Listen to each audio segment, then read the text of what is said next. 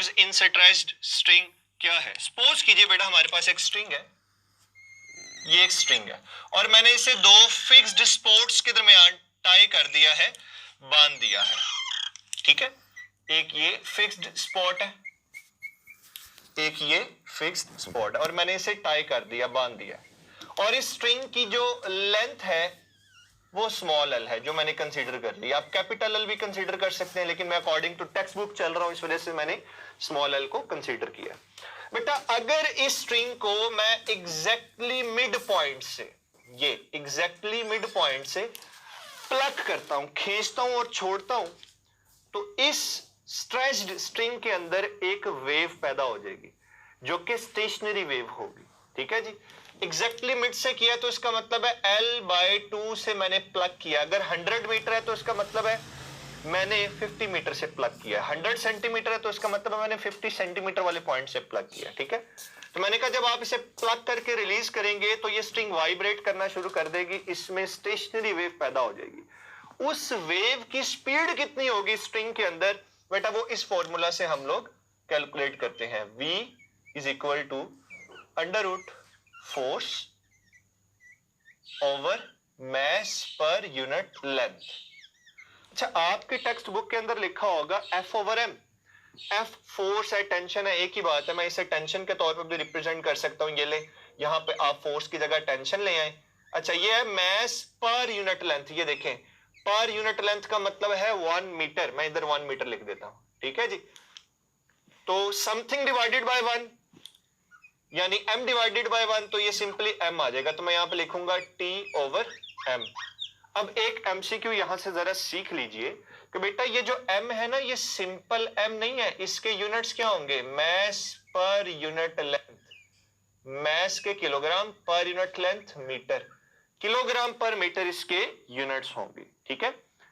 अब ये तो वेव की स्पीड है जो यहां पे प्रोड्यूस हुई थी, उसकी कोई ना कोई फ्रीक्वेंसी भी होगी। तो फ्रीक्वेंसी को हम ऐसे लिखेंगे Fn is equal to n/2l under root, अभी n को डिस्कस करते हैं कि what is meant by n, under root T/m।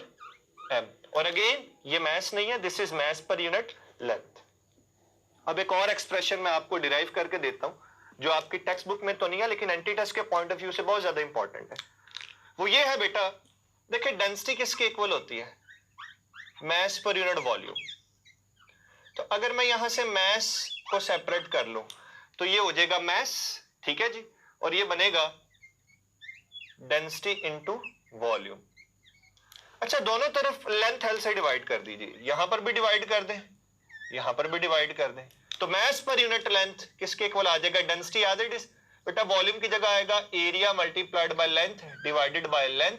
तो आपको नजर आ रहा है कि लेंथ लेंथ से कैंसिल हो जाएगी और ये बन जाएगा रो ए। इसका मतलब ये हुआ कि जहां पर मेरे पास मास पर यूनिट लेंथ है, मैं उसकी जगह वैल्यू लिख सकता हूं रो ए।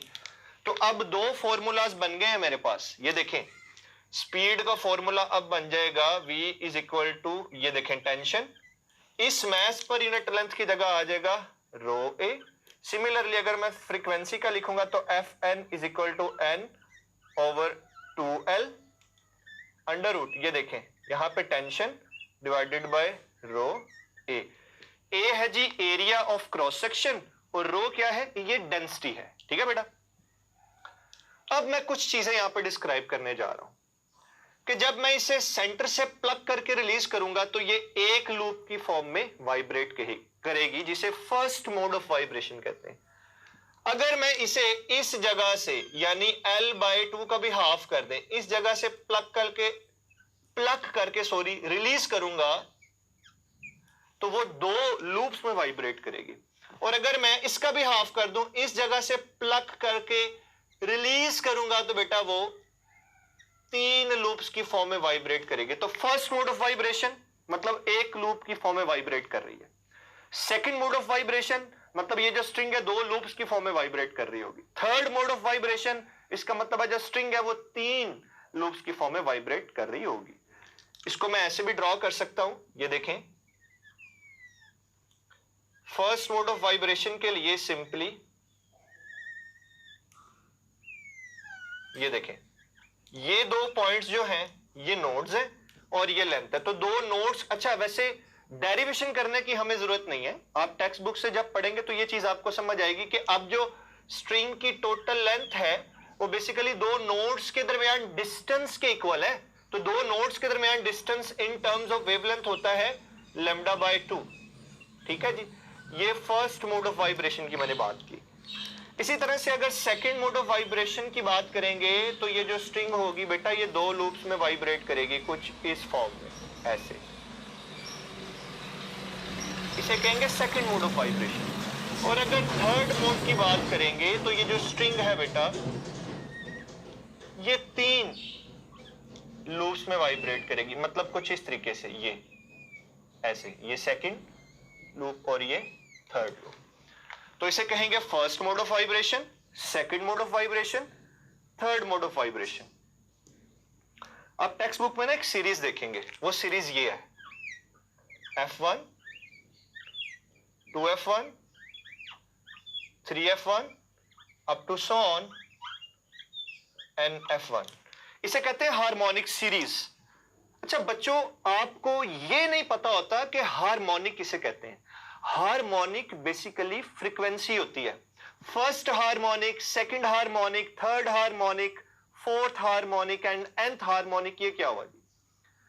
Integral multiple of fundamental frequency is known as harmonic. ये देखें यहां पर कुछ नहीं है, मैं कहूंगा ये देखें, ये इंटीग्रल मल्टीपल क्या हो गया? 1 first harmonic, second harmonic, third harmonic. तो हार्मोनिक क्या है? फंडामेंटल फ्रीक्वेंसी का मल्टीपल आता जाएगा। ठीक है, व्हाट इज हार्मोनिक? ये फ्रीक्वेंसी है। तो integral multiple of fundamental frequency is harmonic, यानी जो बात कर रही हूं। अगर मैं कहता हूं फोर्थ हार्मोनिक तो इसका मतलब होगा 4F1। अगर मैं बात करूंगा फिफ्थ हार्मोनिक तो इसका मतलब होगा 5F1। अगर मैं बात करता हूं nth हार्मोनिक तो इसका मतलब होगा nF1। तो ये बेसिकली जो आपकी टेक्स्ट बुक में ये जो सीरीज गिवन है बेटा, ये असल में हार्मोनिक सीरीज को डिस्क्राइब कर रही है। ठीक है जी, दो बातें और, first mode, second mode, third mode. यहां पे फ्रीक्वेंसी और वेवलेंथ को फाइंड आउट करना हो तो ये दो शॉर्टकट्स याद रखिए। Lambda n is equal to 2 by n multiplied by length. बेटा इस रिलेशन से आप फर्स्ट मोड, सेकंड मोड या थर्ड मोड की वेवलेंथ को डायरेक्टली कैलकुलेट कर सकते हो। कैसे? फर्स्ट मोड के लिए n की वैल्यू को 1 पुट कर दें, सेकंड मोड के लिए 2 पुट कर दें, थर्ड मोड के लिए 3 पुट कर दें, लेंथ निकाल लें या वेवलेंथ निकाल लें। अच्छा फ्रीक्वेंसी कैसे डिटरमिन करेंगे? Fn is equal to nv over 2l। v is the speed of sound, l length है और n क्या है? ये मोड ऑफ वाइब्रेशन को डिस्कस कर रहा होगा। जैसे मैंने बताया कि यहां पर n की वैल्यू क्या होगी? n की value 1 2 3 up to so on होगी। ठीक है बच्चा, अब एक बात याद रखिएगा, फर्स्ट मोड ऑफ वाइब्रेशन को फर्स्ट रेजोनेंस भी कहते हैं, सेकंड मोड ऑफ वाइब्रेशन को सेकंड रेजोनेंस भी कहते हैं, थर्ड मोड ऑफ वाइब्रेशन को थर्ड रेजोनेंस भी कहते हैं। एक और टर्म यहां पे इंट्रोड्यूस होती है जिसे हम ओवरटोन कहते हैं। बेटा ओवरटोन तब तक समझ में नहीं आएगा जब तक आप टोन को नहीं समझेंगे। टोन बेसिकली एक साउंड का नाम है। ठीक है जी, ये देखें, ये क्या है? ये है जी फर्स्ट मोड ऑफ वाइब्रेशन। ठीक है जी, फर्स्ट मोड ऑफ वाइब्रेशन का मतलब है फर्स्ट हार्मोनिक है, तो यहां पे कोई ओवर टून होगा? बिल्कुल नहीं, यहां पे मेन टून होगा। मेन टोन या fundamental tone, tone basically sound है। मतलब इस तरह की ये जो शेप, ये समझाने के लिए कर रहा हूं, इतनी अगर शेप आ गई तो आप कहोगे कि ये जो एक लूप आपको नजर आ गया तो आप कहोगे कि ये मेन टोन को रिप्रेजेंट कर रहा है। इसके अलावा अब जो आते जाएंगे वो ओवरटोन्स होंगे। ठीक है, तो जो मेन टोन है वो कम से कम फ्रीक्वेंसी का साउंड है। ओवरटोन अब मल्टीप्लाई करते जाएं। ठीक है आप, अच्छा बेटा यहां पर क्या होगा? ये है सेकंड हार्मोनिक, तो सेकंड हार्मोनिक के लिए जो ओवरटोन होगा वो क्या होगा? First.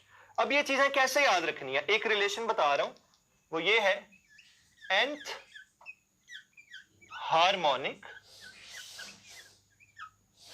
Is equal to n-1th overtone. ये शॉर्टकट समझ लें आप इसे। ये आप लोगों ने बेटा रिलेशन याद रखना है जब कभी आप हार्मोनिक की बात कर रहे हो या ओवरटोन की बात कर रहे हो। अगर मैं यहां पे लिखूं तो ये क्या था, फर्स्ट मोड ऑफ वाइब्रेशन, ठीक है, फंडामेंटल फ्रीक्वेंसी F1 यानी फर्स्ट हार्मोनिक और main tone. What is this, second mode of vibration, ठीक है जी, सेकंड हार्मोनिक।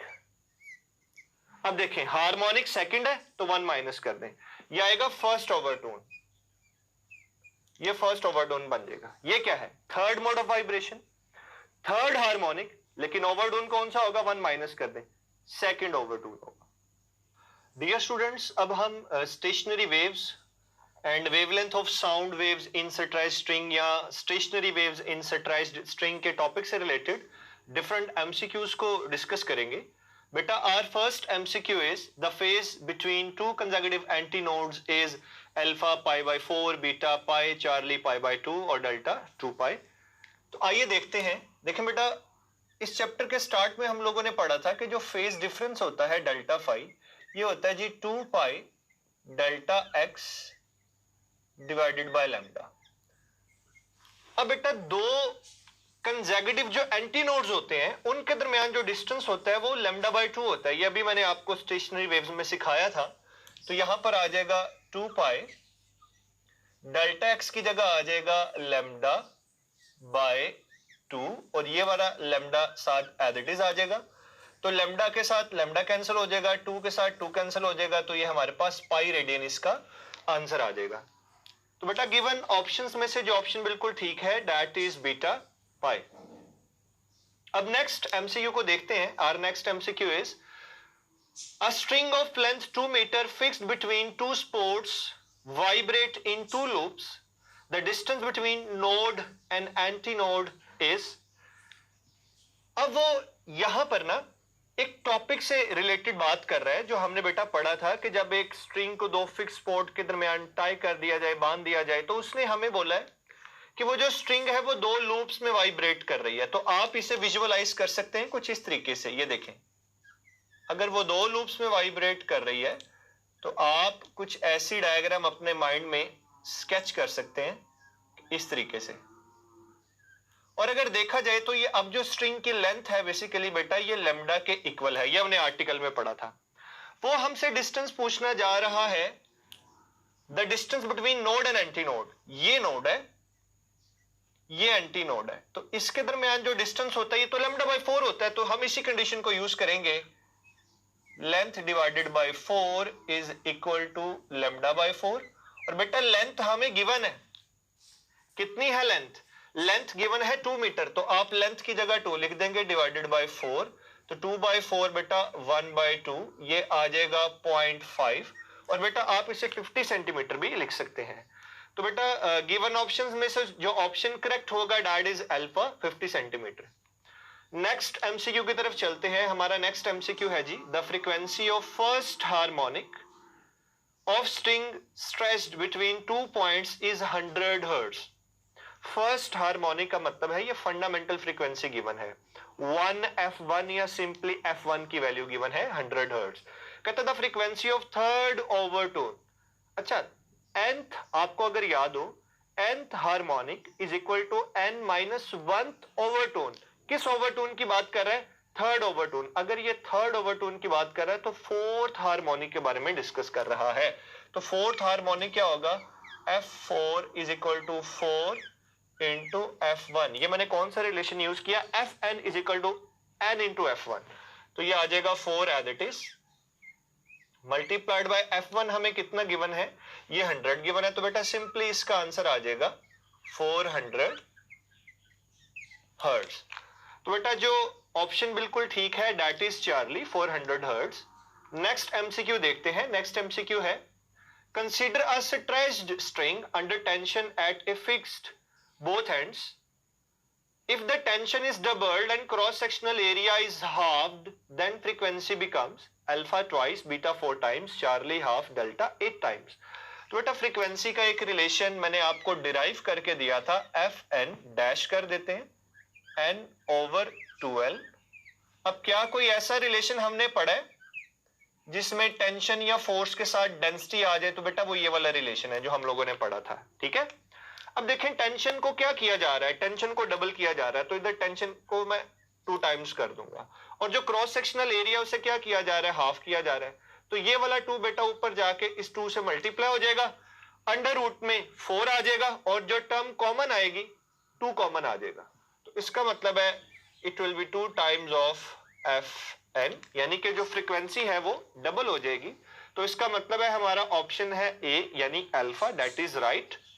अब नेक्स्ट एमसीक्यू को डिस्कस करते हैं बेटा। Our next MCQ is a stretched, बहुत इंपॉर्टेंट एमसीक्यू है, जरा अच्छे से देखिएगा। A stretched string of 1 metre length fixed at both ends having a mass of 5 into 10 raised to power minus 4 kg is under a tension of 20 Newton. It is plugged at a point 25 centimeter from one end. Now calculate the frequency of vibration. सबसे पहले तो इस scenario को आप समझिए। Scenario ये है,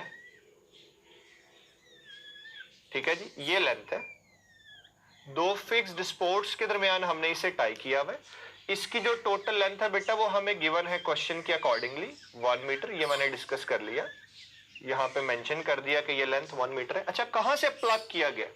जब मैंने आपको आर्टिकल पढ़ाया था तो मैंने आपको बताया था कि अगर L/2 से प्लग करेंगे तो 1 लूप में वाइब्रेट करेगा, L/4 से प्लग करेंगे तो 2 लूप्स में वाइब्रेट करेगी स्ट्रिंग, L/8 से करेंगे तो 3 लूप्स में वाइब्रेट करेगी। तो अब देखें जरा, टोटल लेंथ कितनी है? 1 मीटर। आप इसे 100 सेंटीमीटर भी कंसीडर कर सकते हैं। तो कहां से प्लग किया है? 25 सेंटीमीटर। तो अगर मैं ये वाला पॉइंट बताऊं जो कि एग्जैक्टली मिड होगा, तो ये बनेगा 50 सेंटीमीटर। अगर यहां से प्लग करते तो 1 लूप में वाइब्रेट करती स्ट्रिंग, अगर इसका भी हाफ करें तो ये वाला पॉइंट आ जाएगा, इट विल बी 25 सेंटीमीटर। तो इस पॉइंट से प्लग किया हमने, तो ये कितने लूप्स में वाइब्रेट करेगी? 2 लूप्स में वाइब्रेट करेगी। तो बेसिकली यहां से हमें n की वैल्यू पता चली। अब हम सॉल्यूशन देखते हैं बेटा। फ्रीक्वेंसी का फॉर्मूला होता है F N is equal to n over 2l over tension कह लें, फोर्स कह लें, एक ही बात है, टेंशन ओवर ये होता है mass per unit length. Length 1 metre given है, इसलिए m डिवाइडेड बाय l करेंगे, m/1 आ जाएगा, तो उसे एज इट इज रहने दें। अब वैल्यूज को पुट करते हैं। n की वैल्यू कितनी आ गई जी? 2। F2 is equal to 2 over 2, length 1 है, ठीक है जी। टेंशन कितनी है? टेंशन उसने हमें बताया दैट इज 20 न्यूटन ओवर बेटा मैस कितना गिवन है हमें? मैस गिवन है 5 into 10 raised to power minus 4। तो अब कैंसलेशन करते हैं, 2 के साथ कैंसिल हो जाएगा, 5 4 20। तो बेटा मैं इसे सिंपली ऐसे लिखूंगा, F2 is equal to under root 4, ये 10 की पावर ऊपर आके प्लस हो जाएगी, तो अंडर रूट ओपन कर दीजिए, बनेगा 2 इंटू, सॉरी ये 10 की पावर 4 होगी यहाँ पे, क्योंकि नीचे -4 है, ऊपर आएगी तो +4 बन जाएगी, और ये 4 यहाँ पे आ गया सॉरी, ये बनेगा 10 raised to power +4, और ये बनेगा 10 raised to power +2। Under root लेने के बाद इट विल बी 200 हर्ट्ज। तो बेटा जो ऑप्शन बिल्कुल ठीक है, दैट इज बीटा 200 हर्ट्ज।